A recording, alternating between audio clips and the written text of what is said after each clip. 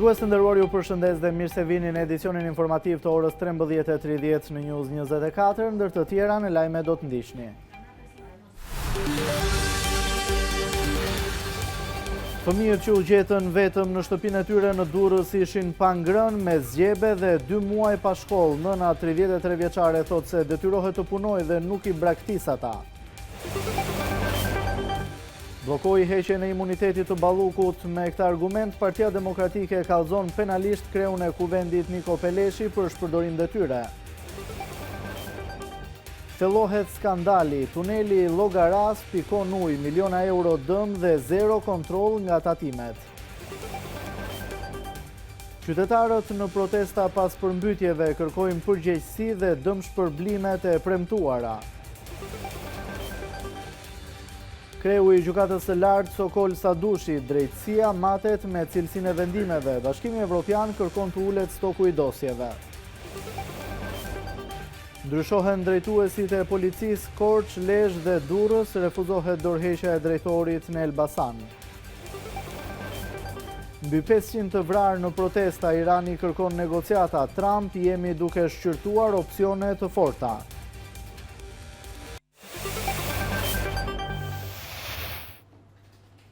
Njihemi tani mëngjesisht me zhvillimet e ndodhura deri në këto momente. Nëna e 3 fëmijëve që dyshohet se u braktisën prej saj, mohon t'i ketë penguar fëmijët të shkojnë në shkollë. Sipas nënës, fëmijët nuk i ka dërguar në shkollë pasi kanë qenë sëmur dhe po ashtu bën me dije se ata kanë qëndruar në shtëpi dhe jetojnë në vështirësi të shumta ekonomike. Gruaja ka deklaruar se ka kërkuar ndihmë dhe nga shërbimi social në Bashkinë Durrës, por nuk i është ofruar asgjë. 3 fëmijë të mitur, 5, 10 dhe 12 vjeç janë gjetur nga shërbimi social në një apartament marrë me qira nga nëna e tyre e divorcuar në kushte ekonomike sociale vërtet ekstreme ditën e djeshme. Në mes të ftohtit dhe të papastërtive, të 3 fëmijët janë transportuar drejt spitalit të Durrësit, drejt pediatrisë, ku ishte ofruar strehim dhe ushqim nga ana e shërbimit social, ndërsa policia e Durrësit ka nisur hetimet për braktisje të fëmijëve për nënën 33 vjeçare Blerinën. Menjëherë ka reaguar nëna e tyre, Blerina 33 vjeçare, e cila tha se është detyruar të punojë për të rritur 3 fëmijët e saj, të cilët prej muajit nëntor nuk shkonin as në shkollë për shkak të një sëmundje infektive. Nuk kam pas mundësi sa shpjem që nuk është se jam në një gjendje shumë të mirë ekonomike. Shtëpia nuk është se ka qenë në atë gjendje nuk është. Që është vend kushdo tjetër me mjedh më poshtë për atë gjë, më vjen me bindur. Si është marrëdhënia jote me Vjerën edhe me Ishbullën? Unë tani me ata nuk është se kam kontakt. Që moment që ata na bukur, më ka pas nisë domethënë këto muaj të fundit nisi lek që nisi për fëmijë 180.000 lekë. Po me 180.000 lekë do bëj unë, që se unë do rri shtëpisë tek ato me fëmijë. 300.000 lekë kam qira. Punoj tek një lokal te rruga Muzon në Durrës. Fëmijët kanë qenë në shkollë, thjesht kanë qenë smur, e kanë çuar një raport mjekësor te shkolla. Ka qenë 2 javë pushimet e shkollës, ditën e martë ka ndodhur përmbytja. Po. Ne kemi pasur domethënë që atë moment në rruga jonë ka qenë e bllokuar. Nuk jam nëse më qenë që do t'i disha fëmijët vetëm, do të çfarë kom për fare të çfarë.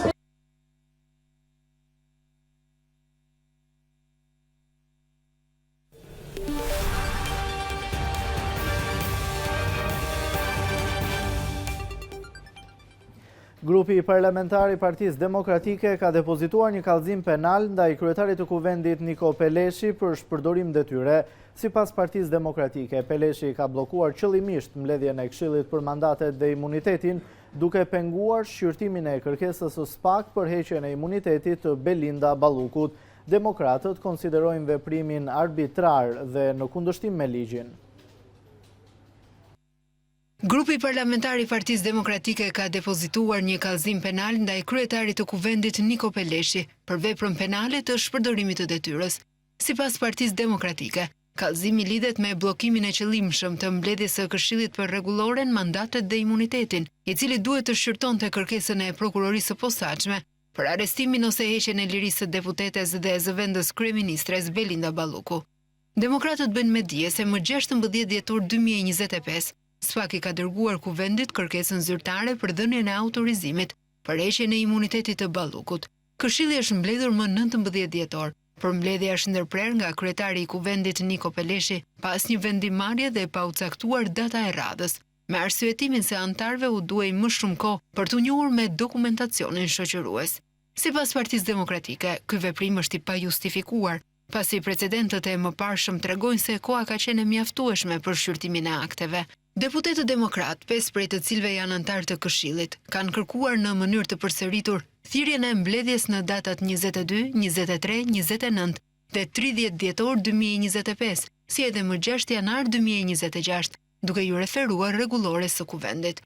Në kallëzim theksohet se kryetari i Kuvendit ka refuzuar të thërasë mbledhjen dhe të njoftojë rendin e ditës, duke vepruar në mënyrë arbitrare dhe në kundërshtim me ligjin.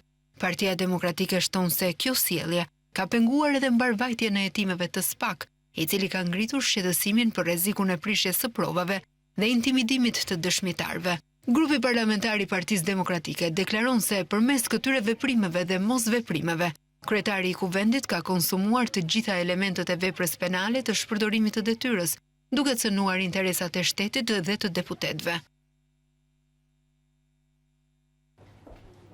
Tuneli i Llogaras, një nga investimet më të shtrenjta publike, shfaqi probleme serioze sigurie që në shirat e parë, abuzimet financiare, shkeljet ligjore dhe mungesa totale e kontrollit nga administrata tatimore kanë dëmtuar rënd buxhetin e shtetit dhe po vënë në rrezik jetën e qytetarëve, tatimet të cilat edhe jashtëafateve ligjore kanë vendosur gjoba ndaj bizneseve private, nga ana tjetër nuk kanë ushtruar kontrolle për kompanitë që operojnë në vepra të financuara me para publike.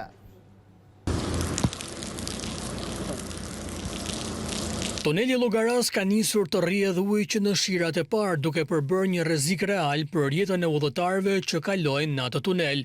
Cilësia e dobët e punimeve është vetëm afera e radhës, që përfshin skandalin e madh të tunelit, ndërtimi të cilit i ka shkaktuar buxhetit të shtetit një dëm rreth 50 milion euro. Përveç dyshimeve për rritje fiktive të faturave që kanë rënduar mbi buxhetin e shtetit dhe favorizimit të një kompanie turke që sipas hetimeve nuk ka kryer asnjë punim real në tunel, në fokus është vënë edhe rimbursimi dhe kreditimi të VSH-s për këtë vepër publike. Hetimi i thelluar i SPAK për aferën 190 milion euro ka zbuluar shkelje serioze që përveç drejtuesve politik rëndojnë edhe mbi drejtorinë e përgjithshme të tatimeve. Sipas të dhënave, tatimet kanë lejuar kompaninë ndërtuese të operojë për rreth 3 vite pa dokumentacion të vlefshëm ligjor, duke i njohur njëkohësisht drejtën e kreditimit të TVSH-s për mallrat dhe shërbimet e përdorura në ndërtimin e tunelit. Ligji për tatimin mbi vlerën e shtuar është i qartë. Bizneset e ndërtimit mund të kreditojnë TVSH-n vetëm pasi të kenë marrë lejen e ndërtimit dhe të kenë regjistruar projektin në administratën tatimore. Në rastin e tunelit të Llogaras, leja e ndërtimit është bërë e vlefshme vetëm në maj të vitit 2025, në një kohë kur punimet kishin përfunduar dhe objekti ishte në prag të përurimit. Përgjegjësia ligjore për kontrollin e aktivitetit të kompanisë bie mbi drejtorinë e përgjithshme të tatimeve. Burimet bëjnë me dije se përgjegjës direkt për këtë shkelje janë ish drejtori i përgjithshëm Cenoklosi dhe pasuesja e tij nga korriku 2024, Elidiana Çelaj. Dyshja Klosi Çelaj jo vetëm kanë lejuar ndërtimin e tunelit pa leje, por as kanë marrë mundimin të verifikojnë se në fakt këtë tunel nuk e ka ndërtuar firma ndërtuese e tenderit, por kompani të tjera shqiptare. Qëndrimi dyshes Klosi Çelaj flet për standarde të dyfishta në veprimtarinë e administratës tatimore. Nga njëra anë, tatimet kanë vendosur gjoba ndaj biznesave private edhe jashtë afateve ligjore, ndërsa nga ana tjetër nuk kanë ushtruar kontrolle për kompanitë që operojnë në vepra publike të financuara me para publike. Shembull për këtë është rasti i Prestige Resort, ku një gjobë për 4 milion euro është shfirmosur 3 vite pas shembjes së objektit përtej çdo afati ligjor me shkelje procedurale dhe pa pezulluar procesin pavarësisht çështjeve në gjykat. Abuzimi me fondet publike dhe besimin e qytetarëve mbetet një çështje që kërkon transparencë të plotë, hetim të thelluar dhe përgjegjësi penale për çdo shkelës të ligjit.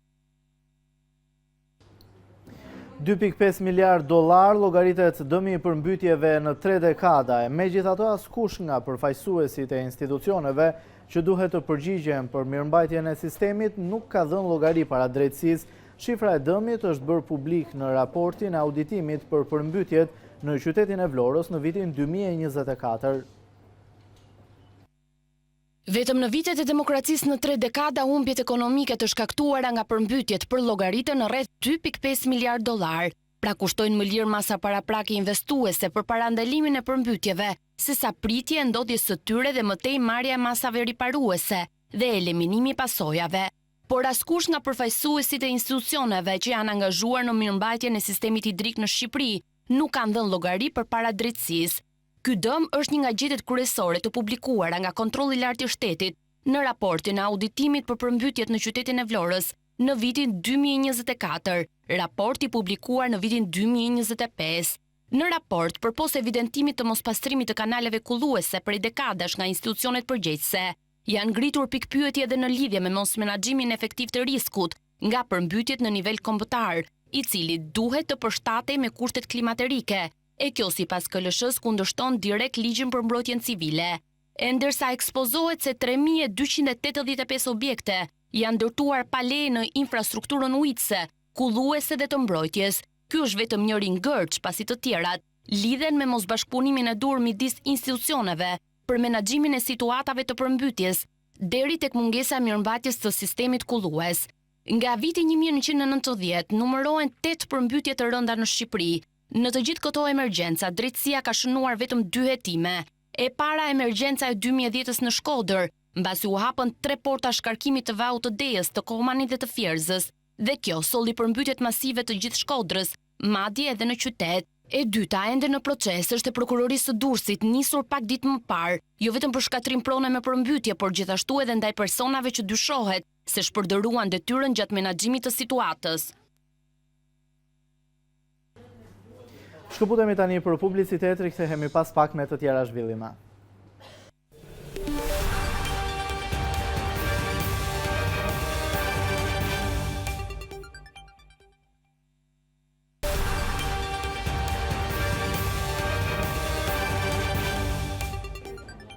Jemi rikthyer sërish në studio, vjojmë me të tjera informacione. Me tensione dhe debate të shumta u zhvillua mbledhja e radhës e Këshillit Bashkiak Maliq, ku fermerët e prekur nga përmbytjet ishin thirrur për të diskutuar bilancin e dëmeve. Fermerët e pranishëm në mbledhje kanë ngritur shqetësimin se Bashkia Maliq nuk ka përcjell pranë qeverisë dokumentacionin e nevojshëm për nisjen e procedurave të dëmshpërblimit. Mbledhja e radhës e Këshillit Bashkiak Maliq u shoqërua me debate të forta, ndërsa fermerët e dëmtuar nga përmbytjet ishin thirrur për të diskutuar për bilancin e dëmeve të shkaktuara. Në mbledhje u vure një mungesë e madhe e këshilltarëve, si nga mazhoranca, ashtu edhe nga opozita, ndërsa fermerët të indignuar pohojnë se deri tani nuk është marrë asnjë mas për kompensimin e dëmeve në tokat bujqësore. Ne e dim sa janë hektarë për të mbytur, e dim që portat si hapët i latë mbyllur, e dim të tëra. Tash i qartë të bëhet. Informacion tash i ka të shpërblime për tokat apo jo, e të dim neve të vazhdojmë me protesta. Se s'ka rrugë tjetër.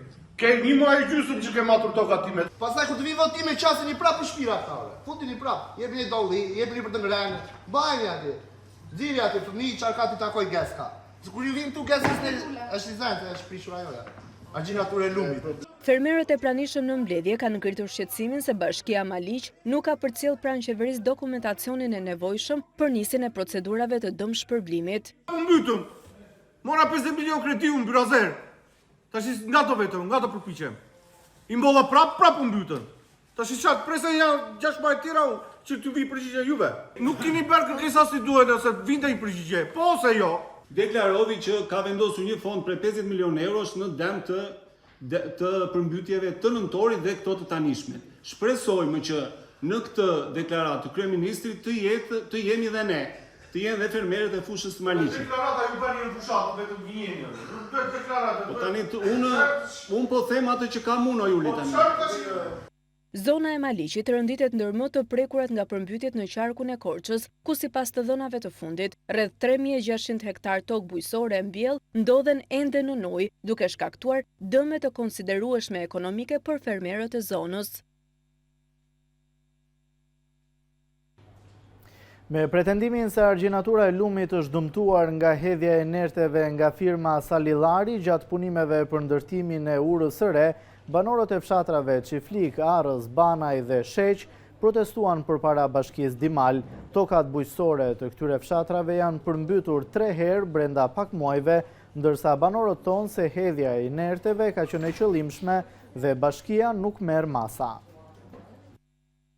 Banorët e fshatrave Çiflik, Arrës, Banaj dhe Sheq, tokat e të cilëve janë përmbytur nga rreshtet e ditëve të fundit, protestuan përpara bashkisë Dimal me pretendimin se argjinatura e lumit është dëmtuar nga hedhja e inerteve nga firma Salillari gjatë punimeve për ndërtimin e urës së re. Bllokimi i këtyre kanaleve dhe devijimi i ujrave nga ana e bashkisë ka sjellë përmbytjen e tyre për të tretën dhe të katërtën herë brenda një muaji në banesa, në toka, në sera bujqësore, në bagti dhe në gjën e gjallë. Kanalet hapen, këtave një mbyllë, po them 3 herë mbyllur. Bashkia mos blokoj me kanalin. Na ka bllokuar rrjedhën e kanalit. Dhe ruhet me polici bashkiake, do të na përmbytur ne me qëllimisht. Vazhdoj pastrimet rregullisht si kanë qenë vitën përpara. Kemi përmbytur 4 herë. Edhe kemi pas një agjiraturë dhe është prishur na individit. Një grup banorësh ju parashtruan shqetësimet e tyre 2 përfaqësuesve të bashkisë së Dimalit, të cilët thonë se përmbytjet janë shkaktuar nga prurjet e shumta të lumenjve dhe përrenjve dhe jo nga neglizhenca e institucioneve. Jeta dhe mund të përmbytëm ne. Na ndërhyrjet tuaja njerëzore pa kuptim fare. Edhe një herë, të flas pak, unë e di që keni dhe një pretendim tjetër për mbrojtjen lumore që është bërë në fshatin Çiflik. Çfarë që lum këtu e keni bërë për ruaj. Çfarë që lum këtu. Edhe një herë. Mbrojtja lumore që është bërë në vitin 2024 është bërë nga bordi i kullimit, nuk është bërë nga bashkia, është autoriteti që bën mbrojtjet. Pam defektet që kishte dhe kemi bërë shkresë institutin ndërtimit për të na bërë vlerësuar situatën, më kupton, sepse ne nuk jemi kompetent për atë investim që është bërë. Më kupton, ne thjesht kemi bërë një shkresë institutit dhe po presim vlerësimin atyre. Edhe te bllokimi kemi bërë bordit kullimit vinë ta vlerësojnë edhe bllokimin që ka qenë dhe tani është hapur. Banorët e fshatit Çiflik protestuan edhe mbrëmjen e 10 janarit, ndërsa këtë të hënë protestës ju bashkuan edhe banorët e fshatrave Arrës, Banaj dhe Sheq, që deklarojnë se hedhja e inerteve në lum është e qëllimshme për të devijuar rrjedhën e ujrave në mënyrë që të mos ketë përmbytje në fshatrat e tjerë. Partia Demokratike akuzon qeverinë si shkaktare të përmbytjeve të fundit në vend, teksa kërkoi edhe shpalljen e gjendjes së jashtëzakonshme dhe fatkeqësisë natyrore. Eno Bozdo tha se përgjegjësit duhet të përgjigjen para ligjit, sepse portat e hidrocentralit të Banjës u hapën pa paralajmërim, duke shkaktuar mijëra hektar të përmbytura dhe dëme katastrofike. Qindra hektar tokë janë përmbytur dje në Kuçov, veçanërisht në Kozare, Salckozare dhe Ferras. Përmbytja ka ndodhur në orët e para të mëngjesit të djeshëm dhe ka ardhur si pasojë e hapjes pa asnjë paralajmërim të portave shkarkuese të hidrocentralit të Banjës. Banorët e Kuçovës dhe në veçanti të Kozares, Salckozare dhe Ferras janë ngdhirë papritur dhe pakujtuar në mëshirë të fatit, në përmbytjen totale të shkaktuara nga ujrat e devollit dhe të atyre që hapen menjëherë portat shkarkuese. Qindra, ndoshta mijëra hektar tokë janë përmbytur. Qindra familje dhe fermerë kanë pësuar dëme të pallogaritshme nga kjo katastrofë, jo aq natyrore, por e shkaktuar nga keq menaxhimi. Dhe jo vetëm nga ana e subjektit që operon në lumin devoll, por mbi të gjitha nga ana e pushtetit vendor, i cili duhet i kishte paraprirë kësaj situate dhe të kishte njoftuar me kohë banorët për përmbytjen e shkaktuar nga njeriu dhe jo nga kushtet e motit. Këtë procedurë kërkon ligji dhe ligji është shkelur tërësisht. Partia Demokratike ka kërkuar zyrtarisht shpalljen e gjendjes së fatkeqësisë natyrore. Në rastin konkret, po përgatisim padin për shkaktarët e kësaj përmbytje, e cila ishte e parashikueshme dhe mund të minimizohej. Shkaktarët do të përballen me ligjin.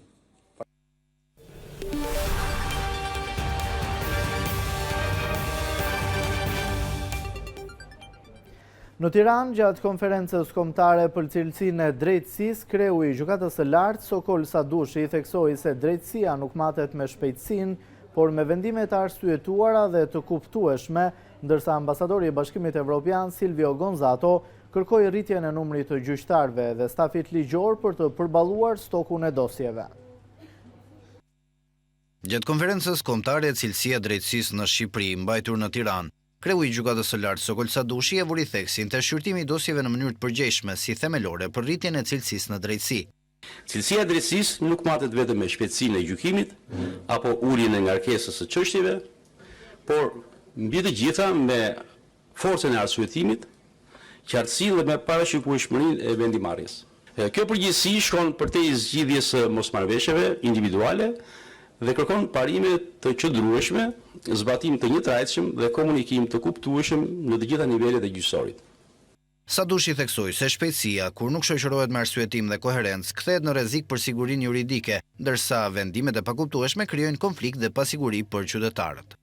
Shpejtësia është e rëndësishme, por shpejtësia pa arsyetim dhe pa koherencë kthehet në rrezik për sigurinë juridike. Ngarkesat dhe pravameta janë realitete që ne nuk i shmangim lehtë. Megjithatë, drejtësia nuk mund të matet vetëm me numra.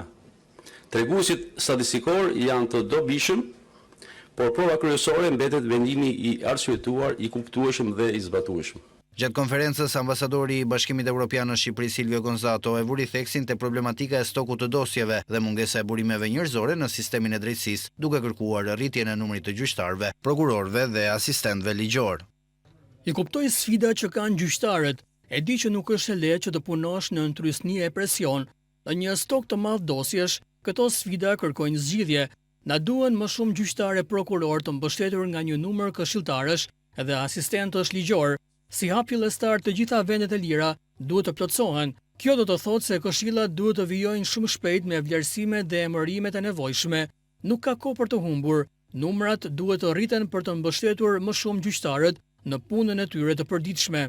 Sipas ambasadorit Gonzato, shembulli i Gjykatës së Lartë tregon qartë se plotësimi i trupës gjyqësore dhe mbështetja me staf ligjor përmirësojnë ndjeshëm kohën dhe cilësinë e drejtësisë. Partia Demokratike ka ankimuar në gjykatën kushtetuese vendimin e parlamentit për zgjedhjen e Endri Shabanit në postin e avokatit të popullit. Shabani u miratua vetëm me votat e socialistëve në seancën e fundit parlamentare të sesionit të vjeshtës. Megjithse e firmosi fillimisht si kandidatur, Partia Demokratike pretendoi se zgjedhja e Shabanit është në shkelje të kushtetutës dhe rregullore së kuvendit dhe kërkon shfuqizimin e vendimit. Gjithashtu, Partia Demokratike kërkon pezullim të ushtrimit të detyrës së Shabanit derisa gjykata kushtetuese të shprehet me një vendim.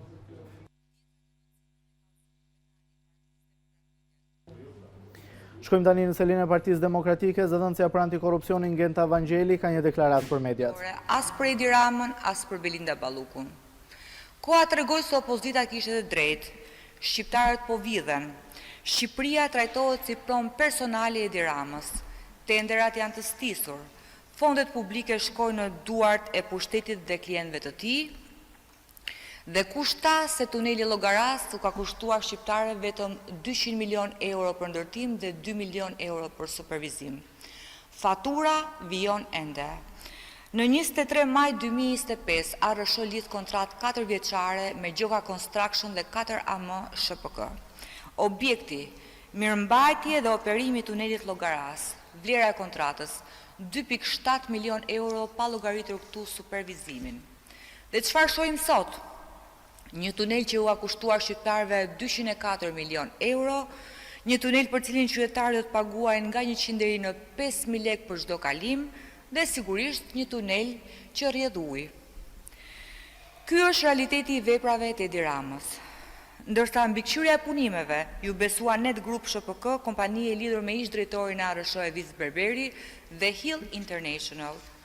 Me sa duket, supervizimi nuk ka ekzistuar realisht, por pagesat kanë ekzistuar, madje kanë qenë të majme.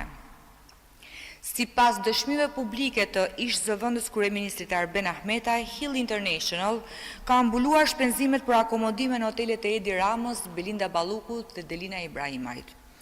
Ky është modeli i qeverisjes Rama, vepra publike për xhepa privat. Partia Demokratike kërkon drejtësi. Kërkon që drejtësia të provojë se nuk është nën urdhrat e Edi Ramës. Dhe drejtësia fillon aty ku duhet, me përgjegjësit e këtyre mega skandaleve, me Edi Ramën në krye. Faleminderit. Kemi ndjekur Genta Vangelin nga seria e Partisë Demokratike, vjojmë me të tjera zhvillime. Kryeministri Edi Rama prezantoi parkun eolik të Tropojës, 600 MW me financim amerikan për eksportin e energjisë drejt Evropës. Gjatë prezantimit, Rama korrigjoi përfaqësuesin amerikan duke theksuar se Shqipëria nuk është thjesht një treg i vogël, por një pikë me potencial strategjik të madh. Në prezantimin e projektit për parkun e energjisë së rinovueshme me erë në Tropoj, 600 MW, financimi një kompani amerikane, kryeministri Edi Rama tha se ky investim shkon drejt përmbushjes objektivit strategjik për ta shndërruar Shqipërinë në një vend sovran në prodhimin e energjisë. Koha kur Shqipëria duhet dalë në treg për të blerë energji, po shkon drejt fundit dhe ne do të jemi në kategorinë e atyre jo shumë vendeve që gëzojnë pavarësitë plot kur vjen puna tek prodhimi i kësaj lënde vitale për organizmin e një shteti.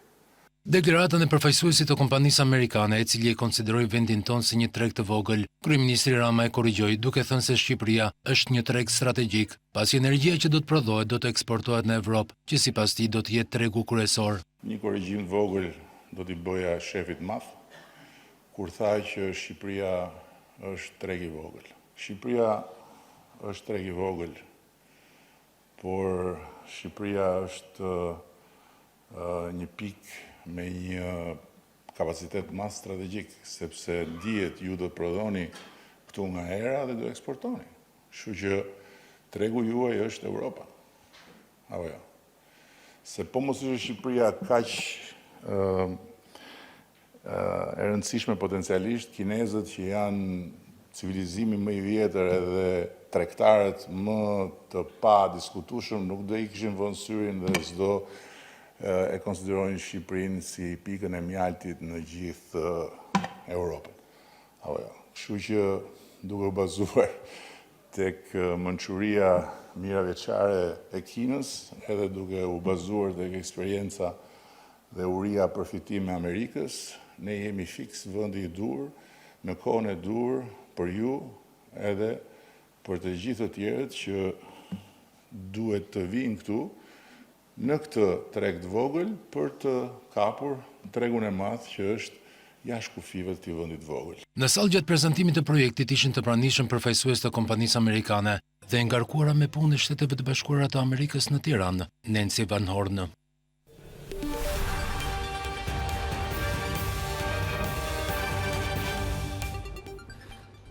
Në kuadër të dinamikës së punës në policinë e shtetit, kryepolici Ilir Proda vijon me lëvizjet e drejtuesve të qarqeve brenda uniformave blu. Emërimet e reja prekin qarkun e Korçës, Durrësit dhe Lezhës, ndërsa në sajt të verifikimeve që kanë nisur nga Drejtoria e Standardeve Profesionale, pritet që lëvizje drejtuesish të ketë edhe në qarqe të tjera. Ndryshime dhe emërime të reja janë firmosur në drejtimin e disa drejtorive vendore të policisë, me arsyetimin e riorganizimit të strukturave dhe forcimit të punës operative në terren. Vilson Bala është emëruar drejtori i Drejtorisë Vendore të Policisë Korçë. Më herët ai mbante postin e drejtorit të policisë në Durrës dhe tashmë në vend të tij përkohësisht caktohet Afrim Tafa, ndërsa Islor Islami është caktuar përkohësisht drejtori i policisë në Lezhë. Po ashtu në Drejtorinë Vendore të Policisë Elbasan, drejtori i përgjithshëm i Policisë së Shtetit Ilir Proda ka vendosur të revokojë dorëheqjen e Fatmir Hoxhës, duke rikthyer atë në detyrë. Pak javë më parë, drejtori i përgjithshëm i Policisë së Shtetit Ilir Proda shkarkoi nga detyra për shkak të performancës së dobët disa drejtues të tjerë në qarqe, duke i emëruar në detyra më të ulëta se sa ato që mbanin më parë. Ndërkohë, Drejtoria e Standardeve Profesionale në Policinë e Shtetit ka nisur një proces të gjerë verifikimi që përfshin të gjithë drejtorët e policisë në 12 qarqe të vendit, si edhe punonjës me nivele të larta drejtuese. Qëllimi i këtij procesi është vlerësimi i performancës në kryerjen e detyrës për të përcaktuar nëse drejtuesit kanë pasur rezultate të kënaqshme apo mangësi në ushtrimin e funksioneve të tyre. Në bazë të analizës së kryer, pritet të ketë shkarkime, ndryshime dhe lëvizje të brendshme në radhët e uniformave blu, si pjesë e një riorganizimi të strukturave drejtuese të policisë së shtetit. Procesi i verifikimit të analizës së performancës pritet të vijojë edhe në ditët në vijim, me ndryshime të tjera në struktura drejtuese të policisë së shtetit. Një konflikt është regjistruar në një lokal në Lezhë ku 2 persona kanë mbetur të lënduar. 5 persona të maskuar kanë hyrë në një lokal duke dhunuar 2 persona, njërin prej të cilëve e shihni në këto pamje. Njëri prej tyre është prezantuar si Nipi Arben Dokës. Kanë goditur Nikolin Markun dhe një person tjetër. Pas janë futur në lokal me qytat e pistoletës, ata kanë qelluar dhe dhunuar Markun dhe personin tjetër. Marku akuzon vllane Arben Dokës, gëzim Dokën, ndërsa shprehet se konflikti mund të ketë rrjedhur si pasojë e një divorci të kryer kohë më parë mes tij dhe ish bashkëshortes.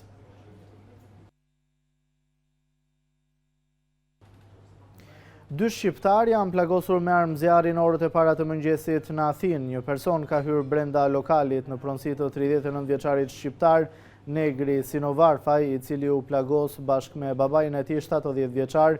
Autori i ka qelluar të 2 shqiptarët në këmbë duke i lënë të plagosur me nga një plumë secilin. Pas kësaj, autori është larguar me automjet nga vendi i ngjarjes. Babë e bir janë dërguar në spital ku ndodhen jashtë rrezikut për jetën. Policia po heton për rrethanat e ngjarjes pa përjashtuar pistën e rivalitetit mes tifozëve të ekipeve të futbollit, pasi Sinovarfaj është pjesë e grupimit organizuar të tifozëve të ekipit AEK. Sipas mediave greke, lokali ku ndodhi ngjarja rezulton me pronar 34 vjeçarin nga Vlora, Andon Salati, i cili konsiderohet si një nga krerët e një grupi kriminal. Pjesë e grupit të Salatit ishte edhe Aleksandr Sadikaj nga Memaliaj, i ekzekutuar në Tiranë në vitin 2022 pas shpërtimit e eksplozivit në makinë. Grupi i tyre rezultoni përfshirë në trafikun e marijuanës dhe kokainës nga Spanja dhe Shqipëria për në Greqi.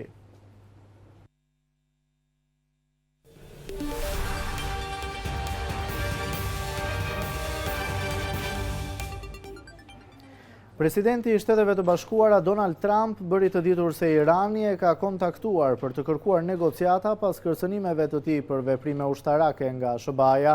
Trump tha se ai dhe ushtria po shqyrtojnë disa opsione shumë të forta lidhur me Iranin, pasi paralajmëroi udhëheqësit iranian që të mos vrasin protestuesit. Pas kërcënimeve për ndërhyrje të fortë ushtarake në Iran, presidenti i Shteteve të Bashkuara të Amerikës Donald Trump deklaroi se Teherani e ka kontaktuar me kërkesën për negociata. Trump tha se udhëheqja iraniane i ka telefonuar për të kërkuar bisedime me Washingtonin përballë kërcënimeve të tij për veprime ushtarake, në përgjigje të shtypjes brutale nga Teherani të protestave masive antiqeveritare. Udhëheqësit e Iranit telefonuan, u tha Trump gazetarëve në bordin e Air Force One, duke shtuar se po organizohet një takim. Ata duan të negociojnë, megjithatë, ne mund të duhet të veprojmë para një takimi, shtoi ai pa dhënë detaje. Trump tha se ai dhe ushtria po shqyrton disa opsione shumë të forta lidhur me Iranin, pasi i paralajmëroi udhëheqësit iranian që të mos vrasin protestuesit. Grupet e të drejtave të njeriut thonë se mijëra persona janë arrestuar dhe se protestat vazhdojnë në qindra vende, pavarësisht pranisë së madhe të forcave të sigurisë. Shtetet e Bashkuara dhe vendet e tjera perëndimore kanë dënuar shtypjen e protestuesve nga qeveria dhe më parë kanë vendosur sanksione ndaj Teheranit për atë që thonë se është një përpjekje për të zhvilluar armë bërthamore, gjë që Irani e mohon. Trump më herët, më 11 janar, tha se ai dhe ushtria amerikane po studiojnë opsionet në Iran në përpjekje për të mbështetur protestuesit, mes raportimeve të pakonfirmuara se më shumë se 500 persona janë vrarë në një shtypje të demonstratave gjatë 15 viteve të fundit. Ushtria po e shqyrton këtë dhe ne po shohim disa opsione shumë të forta, u tha ai gazetarëve, duke shtuar se ishte në kontakt me udhëheqës të opozitës iraniane, gjithashtu pa diskutuar detaje. Komentet e Trumpit erdhën pasi mediat amerikane raportuan se udhëheqësi i SBA-s ishte informuar për opsionet për t'u përgjigjur shtypjes së ashpër të sigurisë ndaj protestave në Iran. Shkëputemi tani për publicitet, rikthehemi pas pak me të tjera zhvillime.